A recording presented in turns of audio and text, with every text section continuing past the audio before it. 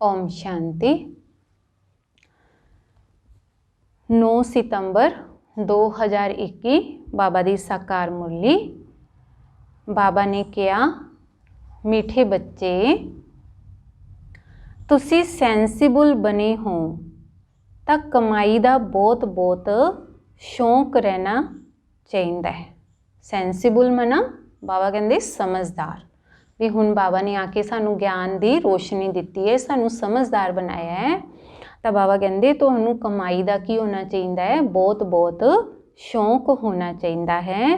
धंधे आदि तो भी समय कढ़ बाप नू याद करो तो कमाई हुंदी रहेगी। भी धंधे आदि तो भी आपदा समय कढ़ो तो बाबा नू याद करो तो बाबा कहते तुहाडी कमाई हुंदी रहेगी।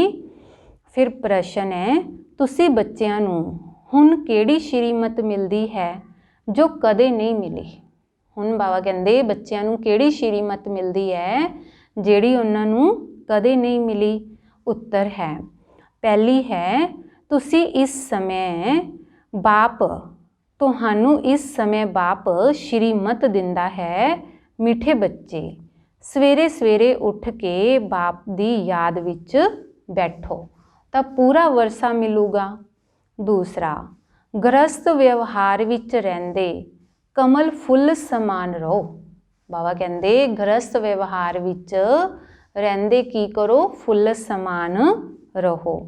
एहो जी श्रीमत दूसरे सतसंगां विच कदे नहीं मिल सकती। उन्हां सतसंगां विच तां बाप ते वरसे दी गल ही नहीं हुंदी। बाबा कहते भी एहो जी श्रीमत कि सवेरे सवेरे उठ के बाप नू याद करो, गृहस्थ व्यवहार विच रहिंदे कमल फुल समान बनो। बाबा कहते एहो जी श्रीमत बाबा कहते और सतसंगां विच नहीं मिलती। गीत है, तुमी हो माता पिता तुमी हो, यानी कि भगवान ही साडा माता है, साडी पिता है। ओम शांति। इस भारत विच खास ते सारी दुनिया विच आम अनेक प्रकार के सतसंग हुंदे ने। बाबा कहते भी भारत विच तां खास ही है, बाकी सारी दुनिया विच ही बाबा कहते कोई ना कोई सतसंग हुंदे रहिंदे ने। कोई इहो जिहा कोई भी सतसंग जां चर्च जां मंदिर नहीं होणगे जिथे मनुष्यों की बुद्धि विच होवे कि असी यह वरसा पा रहे हाँ। इत्थे तुसी बच्चे बैठे हो सारे सेंटरां विच आपदे बेहद दी बाप दी याद विच बैठे ने। तां इस विचार नाल कि असी आपदे बाप तो सुख धाम दा वरसा लै रहे हाँ। इस तरह और कोई सतसंग जां चर्च आदि विच नहीं समझांगे। तुसी बच्चियां दी बुद्धि विच तां है कि असी बेहद दे बाप तो स्वर्ग दी बादशाही लै रहे हाँ। नई दुनिया स्वर्ग दा वरसा लै रहे हाँ। सब बच्चे एक बाप तो वरसा लै रहे ने ते इन्ने ढेर बच्चे वृद्धि नूं पांदे रहिंदे हैं। तां सारियां नूं श्रीमत मिलती है कि सवेरे उठ के बाप नूं याद करो। असी बाबा तो यह वरसा लैन आए हाँ, असी उस बाप दे बने हाँ। तां आत्मा नूं हुण पहचान मिली है बाप तो। बाबा कहते हुण आत्मा नूं की मिली है, पहचान मिली है आपदे बाप दी। तां बाप डायरैक्शन दिंदे ने कि मैनू याद करो ते गृहस्थ व्यवहार विच रहिंदे होए कमल फुल समान पवित्र रहो। सारियां नू इत्थे आके बैठना तां है नहीं।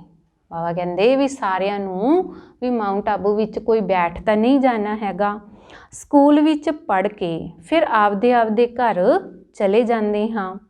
तां हर एक बच्चा बच्ची आपदे टीचर तो वरसा पा सकदा है। तां इत्थे भी इसी तरह है, रोज़ पढ़ के फिर घर विच जाके भले धंधा आदि करो। तुसी गृहस्थ व्यवहार विच भी रहो ते फिर तुसी स्टूडेंट भी हो। गृहस्थ व्यवहार विच रहिंदे कमल फुल समान रहना है। इस तरह और कोई सन्यासी कह नहीं सकदा। इत्थे तां तुसी प्रैक्टिकल विच बैठे हो, ਗ੍ਰਸਤ ਵਿਵਹਾਰ ਵਿੱਚ ਰਹਿੰਦੇ ਪਵਿੱਤਰ ਵੀ ਬਣਦੇ ਹੋ। ਪਵਿੱਤਰ ਬਣ ਕੇ परम पिता परमात्मा नूं दूसरे कोई याद नहीं करते है। भल गीता सुनते है, पढ़ते है, परंतु याद तां नहीं करते ना। कथनी ते करनी विच फर्क है ना। तुसी जानते हो साडा बाप नॉलेजफुल है, उस विच सारे ड्रामा चक्कर दी नॉलेज है। ओह हुण सानू मिल रही है। भी शिव बाबा की है, ज्ञान का सागर है, तो वो अपना सारा नॉलेज की है सानू दे रहा है। यह चक्कर बड़ा अच्छा है। तो यह पुरुषोत्तम युग होने के कारण मनुष्य यह जन्म भी पुरुषोत्तम है। एक्सट्रा मास हुंदा है ना। तुसी बच्चे जानते हो कि असी पुरुषोत्तम बन रहे हाँ, मर्यादा पुरुषोत्तम असी फिर तो बन रहे हाँ। मना फिर तो मना 5000 साल पहला भी बने सी, हुण भी बन रहे हाँ। तुसी समझते हो कि असी ही यह बनना है, ते बनाने वाला है एक बाप। इन्हां लक्ष्मी नारायण दे चित्तर उत्ते तुसी अच्छी रीति समझा सकते हो कि बरोबर ब्रह्मा द्वारा योग बल नाल इन्हां ने यह पद पाया है। यह बुद्धि विच इमर्ज रहना चाहिए है। इमर्ज का मतलब है कि यह बच्चों नूं बुद्धि विच याद रहना चाहिए है कि ब्रह्मा सरस्वती ने भी आपदे योग बल के द्वारा लक्ष्मी नारायण की पदवी पाई है। तो बाबा कहते कि ब्रह्मा सरस्वती फिर प्रजा भी दिखानी पड़े, तो हर एक गल अच्छी रीति विचार करनी चाहिए है। बाप कहते ने मैनू याद करो, ब्रह्मा भी कहते ने मैनू याद करो, तो यह बनोगे। गोया ब्रह्मा मुख वंशावली सबनू कहा कि मैनू याद करो। किवें याद करना है, यह भी बुद्धि विच है। चित्तर भी सामने रखे ने, इन्हां ते समझाना बड़ा सहज है। बाप दा परिचय देना है। प्रदर्शनी विच भी इस ते समझाओ। यह निश्चय बैठदा है कि बरोबर यह सब दा बेहद दा बाप है। इस हिसाब नाल असी बेहद दा वरसा मिलना चाहिए है। असी निराकारी आत्मावां भाई भाई हाँ। जदों साकार विच आए तो भाई भैन बन गए। भाई भैन बनांगे तो ब्रह्मा दे बच्चे, वरसा मिलता है बाप तो। यह बुद्धि विच बिठाना है। कोई नू भी समझाओ, पहले बाप दा परिचय दो। बाबा कहते अगर कोई भी पहले आंदा है तो उन्होंने की करो, बाप दा परिचय दो कि असी ब्रदरहुड हाँ। सर्वव्यापी कहन नाल ब्रदरहुड हो जाता है। फादर बाबा कहते सर्वव्यापी कहन नाल तां फादरहुड हो जाता है। फादरहुड तो वरसा किवें मिलेगा? फादर फादर कहते ही तां गिरदे आए हाँ, वरसा कुछ भी नहीं। हुण ब्रदरहुड समझण नाल वरसा मिलेगा। तो इस उत्ते अच्छी रीति समझाण नाल बुद्धि विच जो अष्ट देवी देवता आदि बैठे हुए ने वो सब निकल जाणगे। बोलो दो बाप है, रूहानी बाप जिस तो सदगति मिलती है, ਉਹੀ सुख शांति का वरसा भी दिंदे है। सब सुखी हो जाते हैं। उन्होंने कहा जाता है हैवनली गॉड फादर, स्वर्ग रचन वाला। तो पहले बाप का प्रभाव बुद्धि विच बिठाना चाहिए है। भी बाप का प्रभाव का मतलब है भी पहला उन्होंने भगवान की पहचान देनी चाहिए है कि यह है आत्मावां का बेहद का बाप, जिन्हों पतित पावन किया जाता है।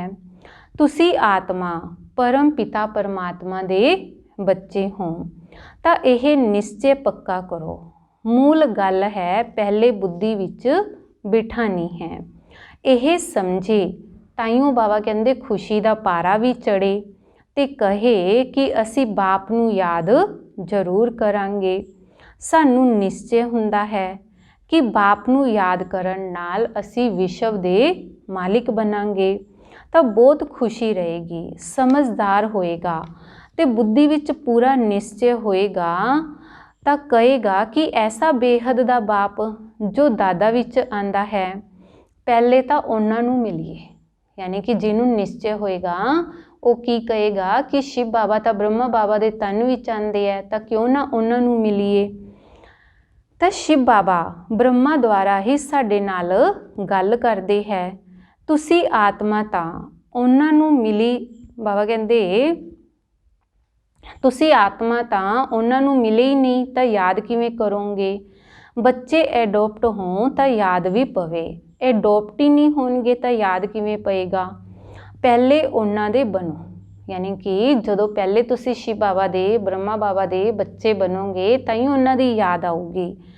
तो इहो जे बाप नाल तां झट मिलना चाहिदा है। बाप भी यही पुछणगे ना, तुसी आपदे नूं आत्मा समझदे हो, मैं तुहाडी आत्मावां दा बाप हाँ। शिव बाबा तुहाडे नाल गल करदे है, मेरी आत्मा दा बाप सो तुम्हारा भी बाप है। शिव बाबा कहते भी तुहाडे नाल गल करदे है शिव बाबा भी मेरी आत्मा दा बाप, यानी कि ब्रह्मा बाबा कहते हैं भी मेरी जिहड़ी आत्मा हैगी है भी उहदा भी बाप कौन है, शिव बाबा, जिहड़ा कि तुहाडा भी बाप है।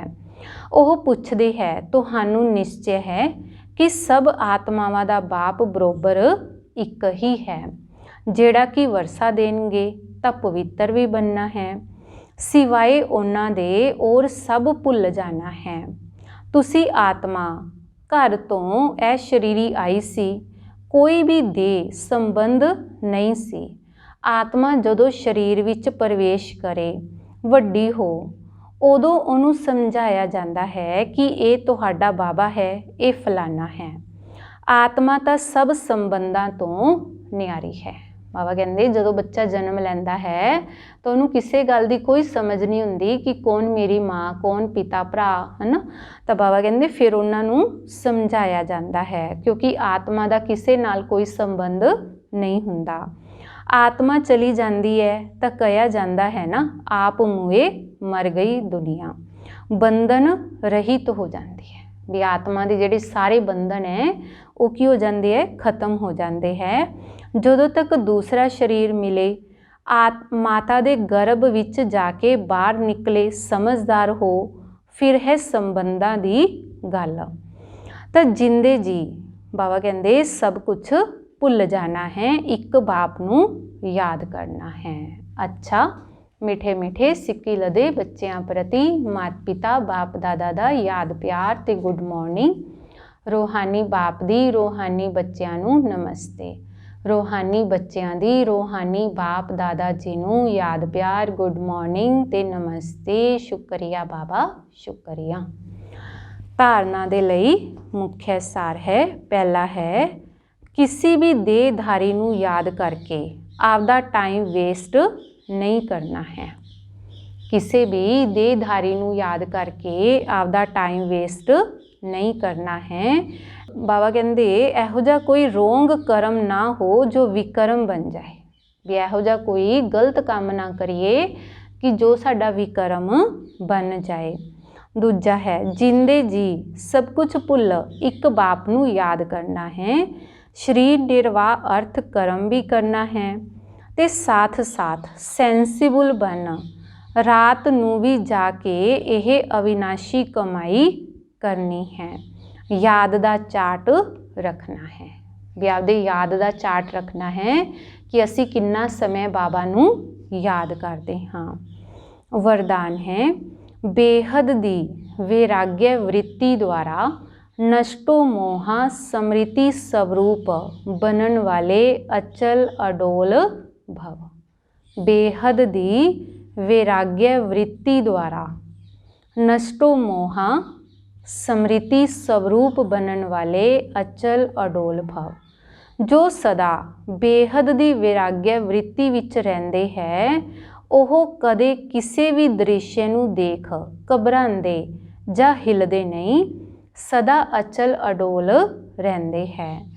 क्योंकि बेहद दी वैराग्य वृत्ति नाल नष्टो मोहा स्मृति स्वरूप बन जाते हाँ। अगर थोड़ा बहुत कुछ देख के अंश मात्र भी हलचल हुंदी है ਜਾਂ मोह उत्पन्न हुंदा है ਤਾਂ अंगद दे समान अचल अडोल नहीं कवांगे।